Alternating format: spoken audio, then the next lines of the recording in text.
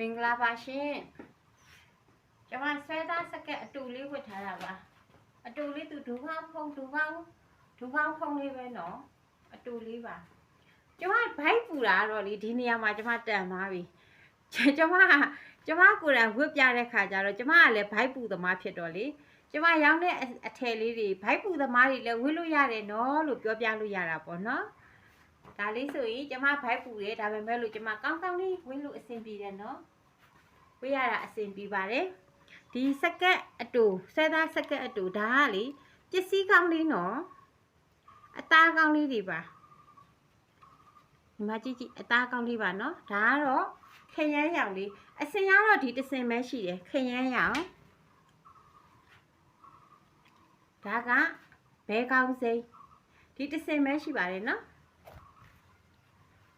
ဒါလေးကတော့ကျမအခုဖွက်ထားတဲ့နင်းညိုရောင်လေးပေါ့